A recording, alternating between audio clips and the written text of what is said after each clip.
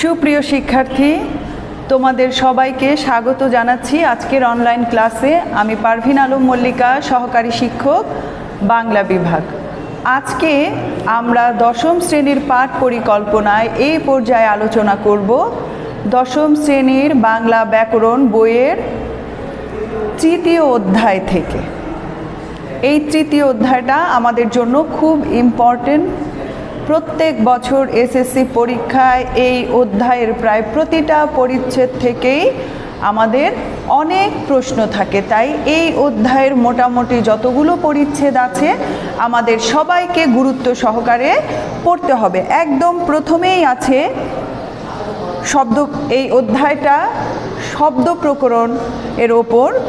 প্রথমেই আছে স্ত্রী এবং পুরুষবাচক শব্দ। ছোটবেলা থেকেই আমরা যেটাকে লিঙ্গ হিসেবে পড়ে এসেছি, এই নামটা থেকেই কিন্তু একটা প্রশ্ন আসতে পারে যে পুরুষ ও স্ত্রীবাচক শব্দটি ব্যাকরণের কোন অংশে আলোচিত হয়। যখন প্রথম অধ্যায় সম্পর্কে আমি তোমাদের সাথে আলোচনা করেছি তখন তোমাদেরকে বলেছিলাম এ বিষয়টি। এছাড়া এর ভেতর থেকে আর যে প্রশ্নগুলো আমাদের থাকতে পারে সেইগুলো হলো আমি বলছি, যেমন নিচের কোনটি নিত্য স্ত্রীবাচক শব্দ, নিচের কোনটি নিত্য পুরুষবাচক শব্দ, অর্থাৎ কোন শব্দগুলোকে আমরা লিঙ্গান্তর করতে পারি না, এরকম প্রশ্ন হতে পারে বিশেষ নিয়মে সাধিত স্ত্রীবাচক শব্দ কোনটি। তারপরে এইরকমও হতে পারে যে নিচের কোন শব্দটি ক্ষুদ্রার্থে স্ত্রীবাচক শব্দ হয়েছে, যেমন আবার উদাহরণ দিয়েও বলতে পারে, যেমন নাটক, নাটিকা শব্দটির লিঙ্গান্তর কোন অর্থে হয়েছে। তারপর নিচের কোন শব্দটি বিদেশি স্ত্রীবাচক শব্দ। এরপর নিয়ম থেকেও প্রশ্ন হতে পারে, যেমন পুরুষবাচক শব্দের শেষে দীর্ঘই থাকলে স্ত্রীবাচক শব্দে ন দীর্ঘিকার হয় এবং দীর্ঘইটা হ্রস্বই হয়ে যায়, এরকম উদাহরণ কোনটি। তারপর আসতে পারে যে বাংলা ব্যাকরণের কোন কোন পদ সংস্কৃতের লিঙ্গের নিয়ম মানে না, যেমন উত্তর বিশেষণ পদ। এরকম অনেক প্রশ্নই আমাদের এই লিঙ্গান্তরের ওপর থেকে থাকতে পারে। তো এই বিষয়গুলো আমরা গুরুত্ব দিয়ে পড়ব, বিশেষ করে কোন শব্দগুলোর নিত্য স্ত্রীবাচক, কোন শব্দগুলো নিত্য পুরুষবাচক শব্দ। তারপর এই যে বললাম যে বাংলা স্ত্রীবাচক শব্দের বিশেষণে স্ত্রীবাচক হয় না, এইরকম লিঙ্গান্তরের ওপর থেকে অনেক প্রশ্ন হতে পারে। তারপর আমাদের আছে দ্বিরুক্তি শব্দ। দ্বিরুক্তি শব্দ আমরা পড়েছি, আমরা জানি যে একই শব্দ একবার ব্যবহার করলে যে অর্থ প্রকাশ করে, দুইবার ব্যবহার করলে আমরা অন্য যে সম্প্রসারিত অর্থটা পাই সেটাই হচ্ছে দ্বিরুক্ত শব্দ। এইখান থেকে বেশিরভাগ যে প্রশ্নগুলো হয় সেটা হচ্ছে দ্বিরুক্তি শব্দের উদাহরণ দেয়া থাকে এবং বলা থাকে যে কোন অর্থে ব্যবহৃত হয়েছে। যেমন আসতে পারে রাশি রাশি ধন, এই বাক্যটিতে কি বোঝাতে দ্বিরুক্ত হয়েছে? আধিক্য বোঝাতে। এরকম করে আবার আসতে পারে একই শব্দের ঈষৎ পরিবর্তন করে দ্বিরুক্তি শব্দ গঠনের রীতিকে কি বলে? যুগ্ম রীতি বলা হয়। এছাড়া আরও যেই বিশেষ দিক থেকে প্রশ্ন হতে পারে সেটা হচ্ছে এই দ্বিরুক্তি শব্দের মধ্যে আমাদের কিছু বিশিষ্টার্থক বাগধারায় দ্বিরুক্তি শব্দের প্রয়োগের কিছু উদাহরণ দেয়া আছে। এই উদাহরণগুলো আমাদের খুব ভালো করে পড়তে হবে। তবে এই অধ্যায়ের মধ্যে সবচাইতে গুরুত্বপূর্ণ যে বিষয়টা সেটা হচ্ছে এই অধ্যায়ের শেষে চারটি উদাহরণ দেয়া আছে যে বিভিন্ন পদরূপে ধনাত্মক দ্বিরুক্তি শব্দের ব্যবহার। এই 4টি উদাহরণ আমাদের খুব ভালো করে মনে রাখতে হবে, কারণ এখান থেকে আমাদের প্রশ্ন বেশিরভাগ ক্ষেত্রে দ্বিরুক্তি শব্দের প্রশ্ন হলে এই অংশটা থেকেই হয়। যেমন বৃষ্টির ঝমঝমানি আমাদের অস্থির করে তোলে, এইখানে দ্বিরুক্তি ঝমঝমানি, এই দ্বিরুক্তি শব্দটি কি অর্থে ব্যবহৃত হয়েছে। তারপর নামিল নভে বাদল ছলো ছলো বেদনায়, এখানে বিশেষণ শব্দটি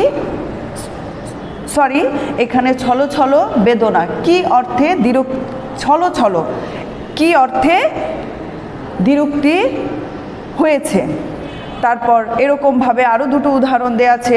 কলকলিয়ে উঠল সেথা, নারীর প্রতিবাদ, চিকচিক করে বালি, কোথা নেই কাদা।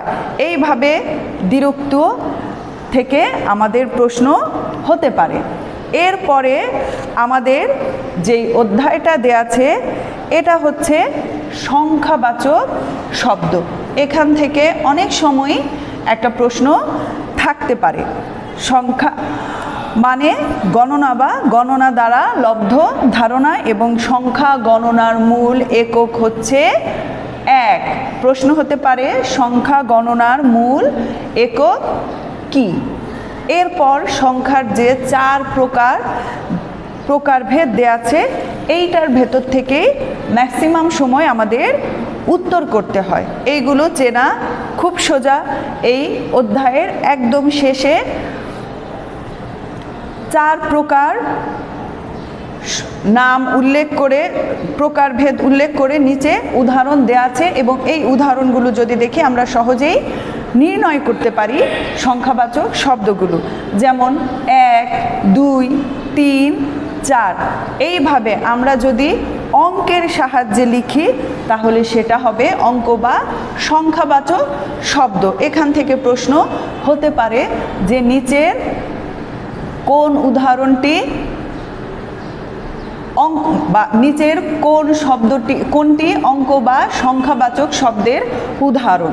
ঠিক তেমনি 1, 2, 3 এইগুলোকে যদি আমরা অঙ্কে বা সংখ্যায় না লিখে বানান করে লিখি, আমাদের বাংলা ভাষায় যেমন করে আমরা বানান করে লিখি, যদি সেইভাবে লিখে থাকি তাহলে সেইটাকে আমরা বলতে পারি পরিমাণ বা গণনাবাচক সংখ্যা। আসতে পারে যে নিচের কোন সংখ্যাটি গণনাবাচক সংখ্যা বা পরিমাণবাচক সংখ্যার উদাহরণ। অপশনে 4টি অপশন থাকবে, তার মধ্য থেকে আমাদের সঠিক উত্তরটি বাছাই করতে হবে। এরপর প্রথম, দ্বিতীয়, তৃতীয়, চতুর্থ এইগুলো হচ্ছে ক্রম বা পূরণবাচক সংখ্যা। তারপর পহেলা, দোসরা, তেসরা, চৌঠা, 6 এইভাবে লিখলে সেটা হয় তারিখবাচক সংখ্যার উদাহরণ।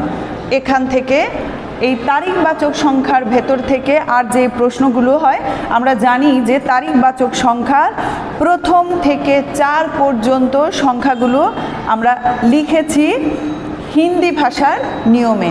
তাহলে এখান থেকেও প্রশ্ন আসতে পারে যে তারিখবাচক শব্দের প্রথম 4টি কোন নিয়মে সাধিত হয়েছে।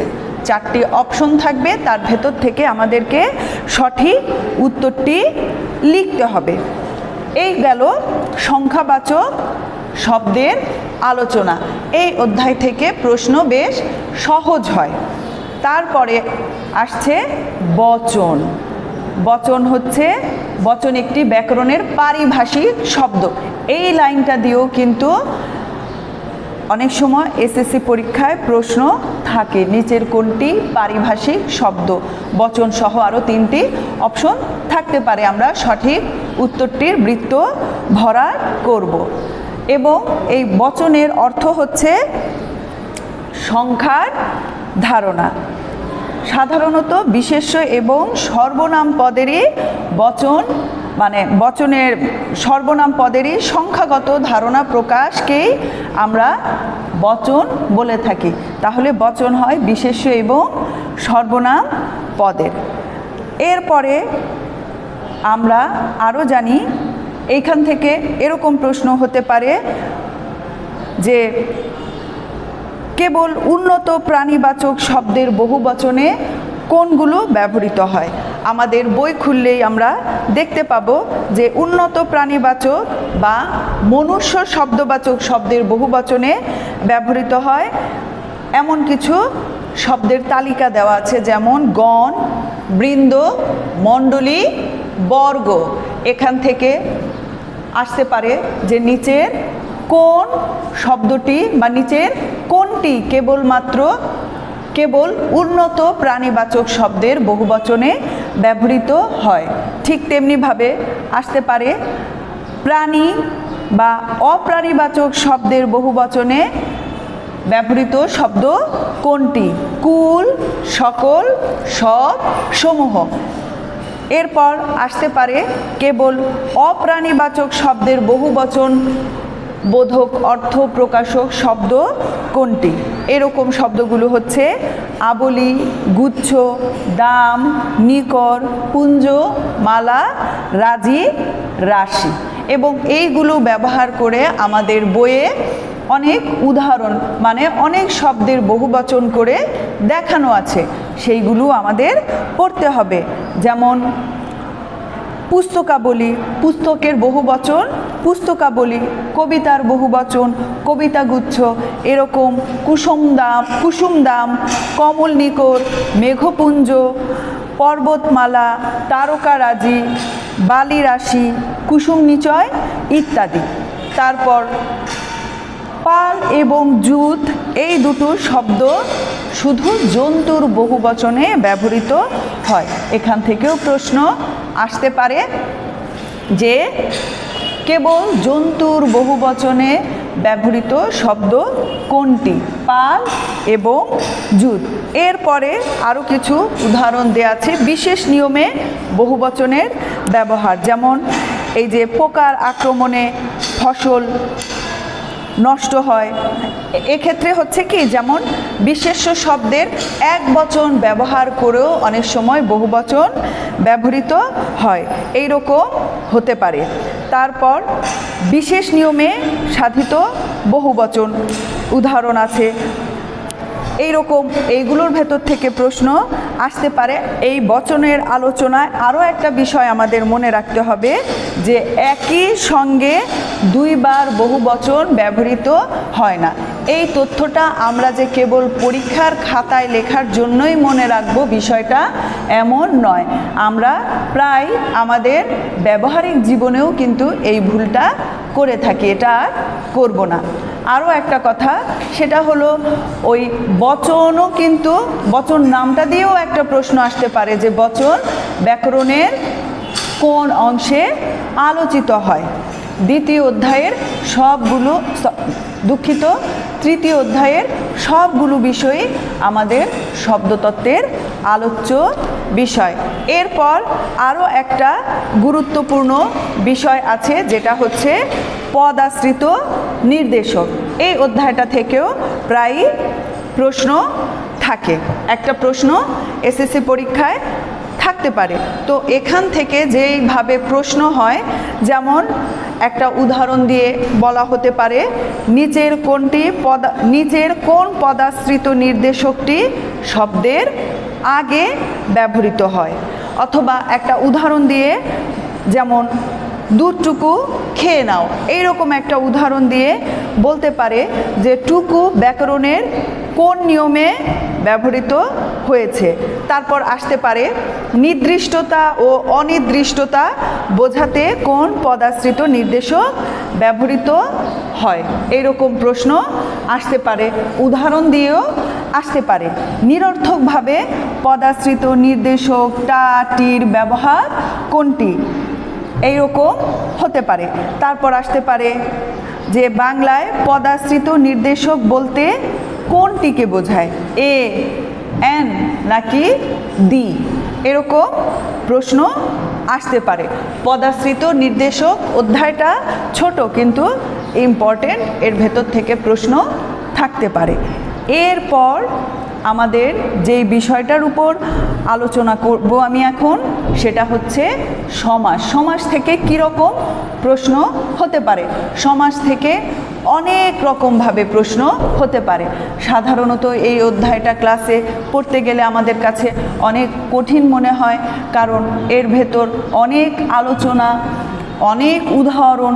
তো প্রশ্ন অধ্যায়টার আলোচনা একটু কঠিনভাবে থাকলেও বা আমাদের বুঝতে অসুবিধা হলেও পরীক্ষায় কিন্তু এখান থেকে বেশিরভাগ সময় প্রশ্ন সোজা হয়।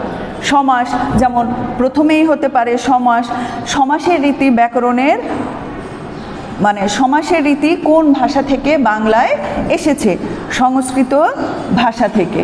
তারপর আসতে পারে সমাস নিষ্পন্ন বা সমাসবদ্ধ পদটির নাম কি, এরকম প্রশ্ন হতে পারে। তারপর সমাস প্রধানত কয় প্রকার? এইখানে আমাদের বইয়ে এই ক্ষেত্রে আরেকটা বিষয় বলা আছে, যেমন সমাস প্রধানত দেয়া আছে 6 প্রকার এবং মূলত দেয়া আছে 4 প্রকার। এই বিষয়টা কিন্তু আমাদেরকে লক্ষ্য রাখতে হবে। এরপর সমাসের প্রকারভেদগুলো থেকে নানা রকমভাবে আমাদের প্রশ্ন হতে পারে। যেমন উদাহরণ দিয়ে প্রথমেই আছে দ্বন্দ্ব সমাস। আমরা জানি দ্বন্দ্ব সমাস একটি উভয় পদ প্রধান সমাস। এখান থেকে হতে পারে যে কোনটি উভয় পদ প্রধান সমাস। তারপর দ্বন্দ্ব সমাসের বিভিন্ন উদাহরণ দিয়ে আসতে পারে যে নিচের কোনটি দ্বন্দ্ব সমাস, অথবা দ্বন্দ্ব সমাস নানাভাবে সাধিত হয়। আমরা পড়েছি মিলনার্থক, বিরোধার্থক। এখান থেকেও প্রশ্ন হতে পারে যে নিচের কোন দ্বন্দ্ব সমাসটি মিলনার্থে হয়েছে।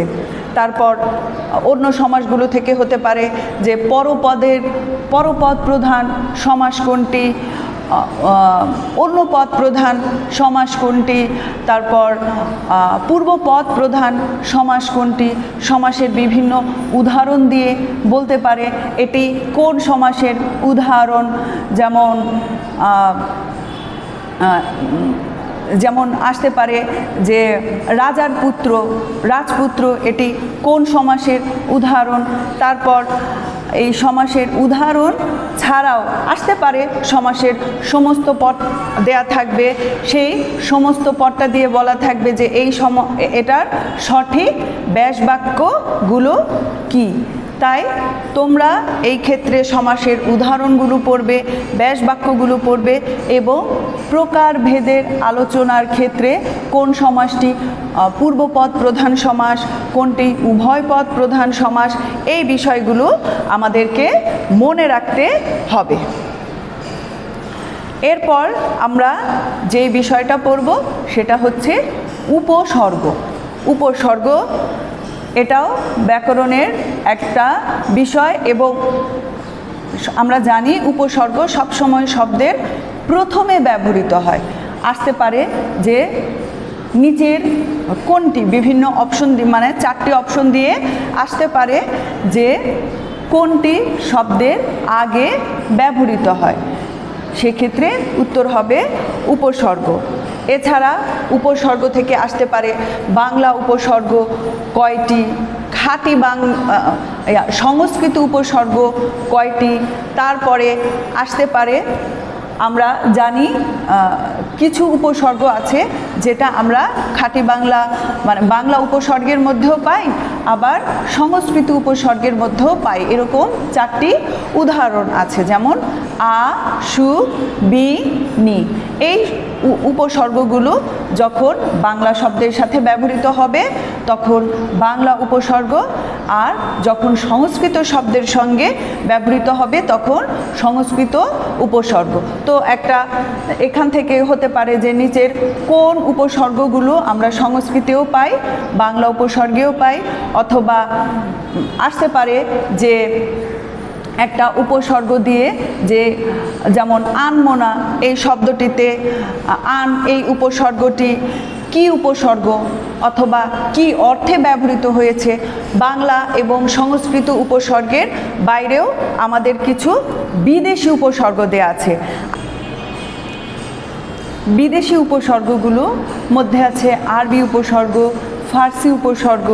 এই উপসর্গগুলো আমাদের জানতে হবে একটা উপসর্গ যোগ করে, যেমন আমজনতা এই শব্দটির মধ্যে আম শব্দটি দিয়ে আসতে পারে যে আম কোন ভাষার উপসর্গ, তাই এই উপসর্গগুলো আমাদেরকে জানতে হবে। এছাড়া ইংরেজি উপসর্গ আছে, তবে ইংরেজি উপসর্গগুলো তুলনামূলক কমই আসে পরীক্ষাতে।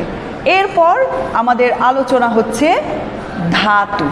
ধাতু সম্পর্কে যে আলোচনাগুলো আছে এখান থেকে আসতে পারে ধাতু কত প্রকার, তারপর বিভিন্ন ধাতুর সংজ্ঞা দিয়ে বলা হতে পারে যে যেমন যে ধাতু বিশ্লেষণ করা যায় না তাকে কি ধাতু বলে।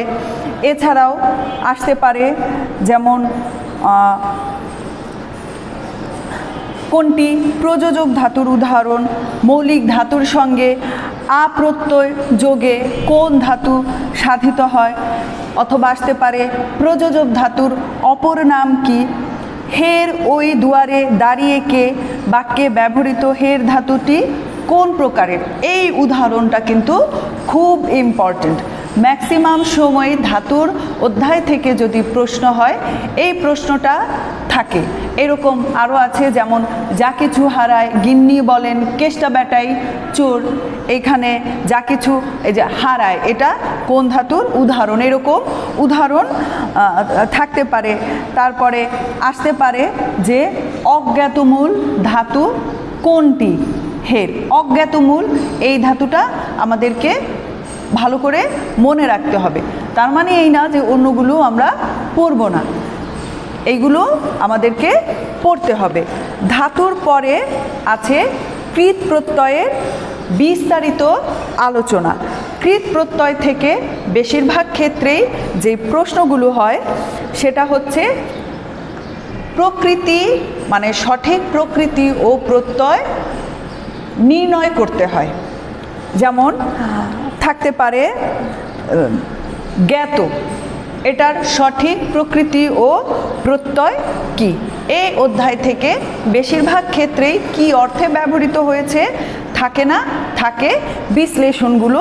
বিশ্লেষণের মধ্যে বিশেষ করে কৃৎ প্রত্যয় যোগে গঠিত শব্দ গঠন সংস্কৃত এই অংশটা আমাদেরকে খুব ভালো করে পড়তে হবে, কারণ বিশ্লেষণের বেশিরভাগ অংশই এখান থেকে আসে।